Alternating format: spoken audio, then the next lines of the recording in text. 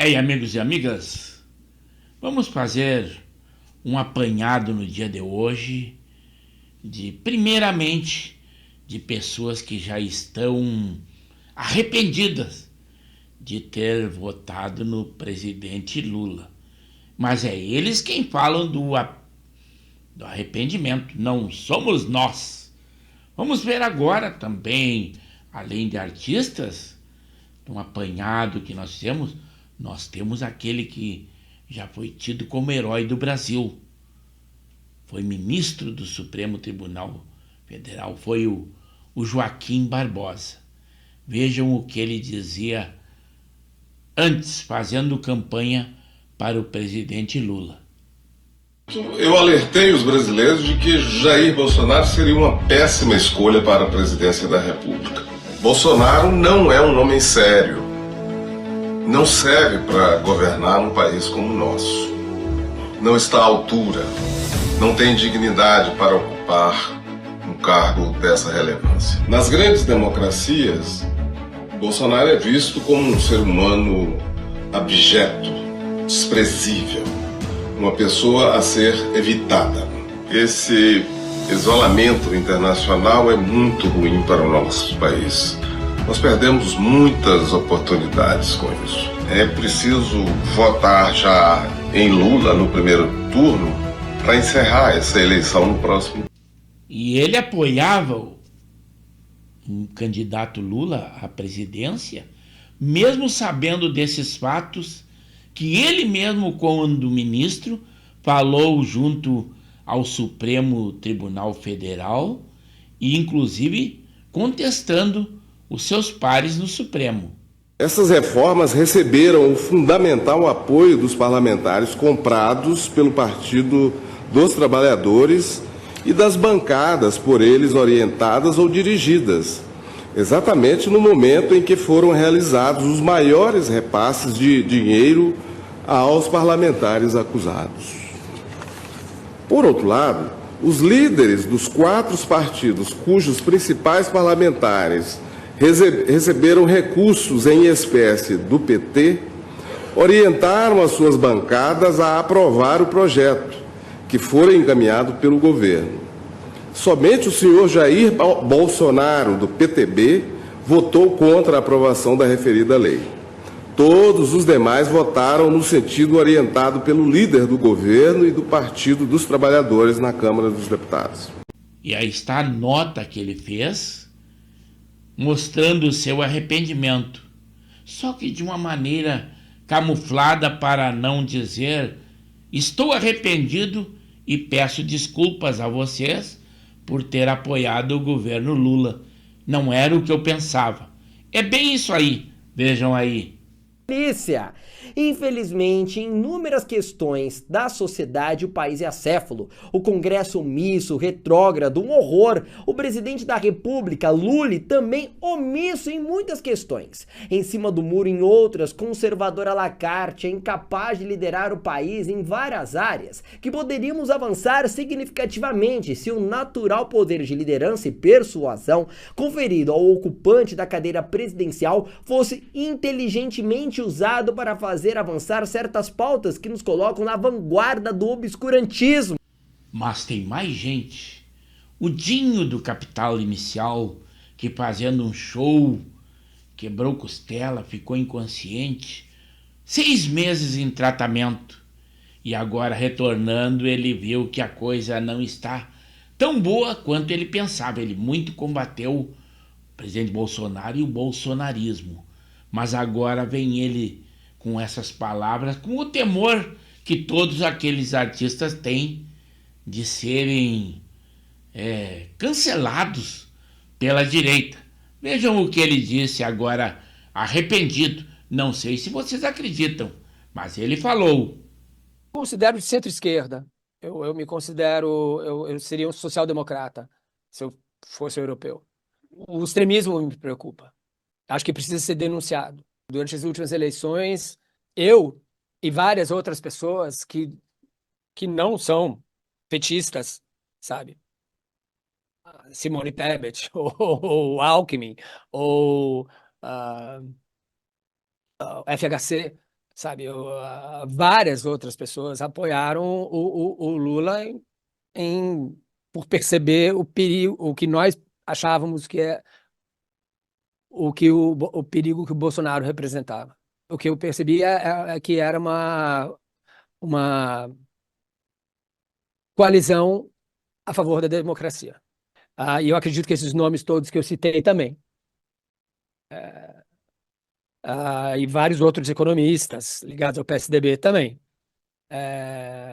Armínio Fraga, por exemplo, sabe? Gente que não tem nada a ver com o PT, também percebeu que havia ali um perigo. E, de fato, havia, tanto é que no dia 8 de janeiro os caras invadiram, tentou se dar um golpe ali, né? Eu postei a respeito disso. Antes da eleição, fiz o L, sabe? Perdi dezenas de milhares de seguidores, sabe? Dezenas de milhares de pessoas acharam melhor ir embora. É assim que eu vou fazer. Mas eu também não quero que o capital vire um palanque, sabe? Eu não sou um ativista, eu sou um músico.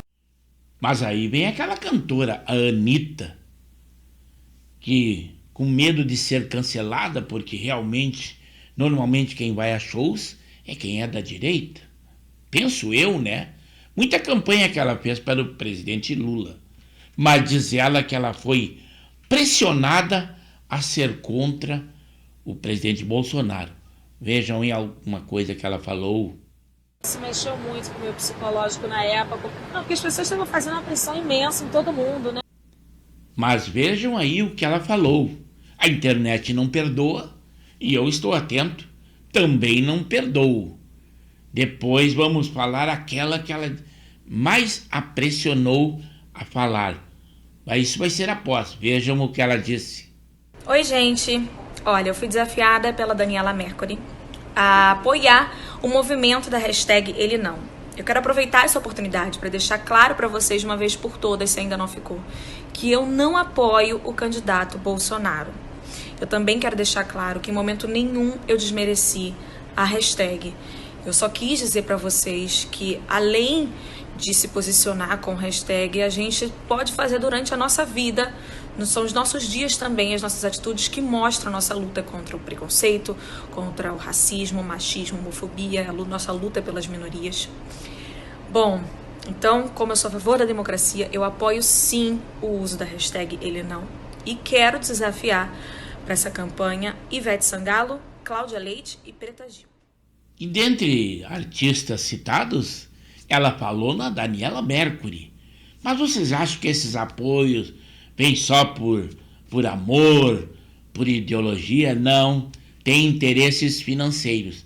Também nós temos um vídeo para mostrar para vocês a Daniela Mercury, aquela que desafiou a Anitta a se posicionar e colocou ela nessa situação. Vejam aí. A Mônica Bergamo está revelando aqui o valor do cachê de Daniela Mercury, né, de R$160 mil por show lá das centrais sindicais em apoio a Lula. Eu queria te ouvir, Thales, a respeito disso, porque os bolsonaristas falam, quando o presidente Bolsonaro faz motociata, todo mundo vai lá e fala que isso é comida, né? Agora, Daniela Mercury faz um show, dinheiro da prefeitura, Lula sobe no palanque. É a mesma coisa, Thales? Como é que você vê essa participação e esse dinheiro e esse pagamento ao show dela? É a mesma coisa. Infelizmente, a política brasileira ainda tem que aprender muito a lidar com a coisa pública. Faz uma misturada danada. A Prefeitura de São Paulo não é petista, mas arrastou uma asa ali para as centrais sindicais. Como nós temos vários assuntos aí, vejam o comentário que o ministro Gilmar Mendes falou sobre a tentativa de golpe do 8 de janeiro. Não houve, de forma muito clara, não se pode dizer, uma tentativa de golpe. Não. Também nós temos o entender do ministro do Supremo, Luiz Fux, sobre a competência e a seara devida de cada instituição, do Supremo, do Judiciário e do Legislativo. Vejam aí. Também não se podem desconsiderar as críticas, Luiz Toffoli tocou nisso agora, as críticas em vozes mais ou menos nítidas e intensas de que o Poder Judiciário estaria se ocupando de atribuições próprias dos canais de legítima expressão da vontade popular, reservada apenas aos poderes integrados por mandatários eleitos. Nós não somos juízes eleitos. O Brasil não tem governo de juízes. E é por isso, e aqui foi mencionado pelo ministro Dias Toffoli, que se afirma e se critica com vozes intensas o denominado ativismo judicial. Nós assistimos cotidianamente o Poder Judiciário ser instado a decidir questões para as quais não dispõe de capacidade institucional. Em consequência, o que ocorre? O Poder Judiciário é instado, as instâncias próprias não resolvem os problemas e o preço social é pago pelo Judiciário. Por quê? Porque nós não somos juízes eleitos, nós não devemos satisfação a eleitor. Então, manda para o Poder Judiciário. Aí, inicia-se um uso imoderado das ações constitucionais e o Supremo Tribunal Federal, que é importante, porque precisa da legitimação democrática das suas decisões, passa a não gozar de confiança legítima da sociedade. E eu sempre digo, nós não temos de fazer pesquisa de opinião pública. Não, nós temos que aferir o sentimento constitucional do povo. Quanto mais as nossas decisões se aproximam do sentimento, não é opinião passageira, do sentimento constitucional do povo, mais efetividade terão as nossas decisões e as direções que as nossas soluções indicam. Essa prática, anoto aqui, tem exposto o Poder Judiciário, em especial o Supremo Tribunal Federal, a um protagonismo deletério, corroendo a credibilidade dos tribunais quando decidem questões permeadas por desacordos morais que deveriam ser decididas na arena política. É lá que tem que ser decidido. É lá que tem que pagar o preço social. Não é que nós tenhamos receio, não, mas nós temos de ter deferência, porque num Estado democrático, a instância maior é o parlamento. No Estado democrático, a instância maior é o parlamento. Disse isso no discurso, estou repetindo agora, porque pior do que não saber direito é um juiz que não tem coerência. Eu também estou dizendo isso para mim. Estou dizendo isso para mim, porque eu que fiz esse discurso. Respeito todas as opiniões. Estou fazendo o exame da minha consciência aqui. Essa disfuncionalidade desconhece que o Supremo Tribunal Federal não detém o monopólio das respostas e nem é o legítimo oráculo para todos os dilemas morais, políticos e econômicos de uma nação. Tanto quanto possível, os poderes legislativo e executivo devem resolver interna corporis os seus próprios conflitos e arcar com as consequências políticas de suas próprias decisões. Aos nossos olhos, o Judiciário deve atuar movido pela virtude passiva, devolvendo à arena política administrativa os temas que não lhe competem à luz da Constituição. E em decisão do Supremo Tribunal Federal em descriminalizar o uso da maconha e pensar outras alternativas de punir os usuários.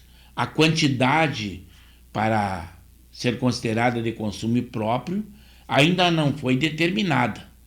Mas aí está um recado do ministro Toffoli ao dar o seu voto e um recado ao presidente do Congresso ou do Senado, Rodrigo Pacheco. Ele é quem está dizendo, vejam aí. Cara, olha isso aqui. Não significa que o Congresso pode vedar ou criminalizar o consumo. E eu digo, pelos votos proferidos, não posso falar por todos, mas o sentido do meu ouvido, do meu ouvir, o sentido do meu voto, e disse aqui logo no início novamente da complementação, é que o uso de maneira privada, ele é um ilícito administrativo, não podendo ser estabelecido como um ilícito criminal. Por quê? Porque se assim o for, estar-se-á violando a intimidade, a honra, a vida privada e a imagem das pessoas. Eu penso que isso é importante. Importante, do meu ponto de vista, isso até ficar claro se for o caso, mas eu deixo claro no meu voto. Eu deixo claro no meu voto e gostaria de explicitar. Ou seja, ao se fazer deferência, não quer dizer que o Congresso pode vir a criminalizar o usuário.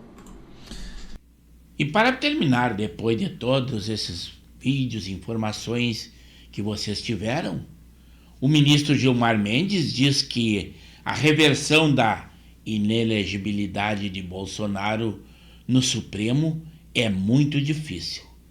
Mas os comentários eu deixo com vocês. E se acharem por bem, se inscrevam no nosso canal de Pepe Severo no YouTube, pois temos notícias e informações diárias e dos mais variados assuntos.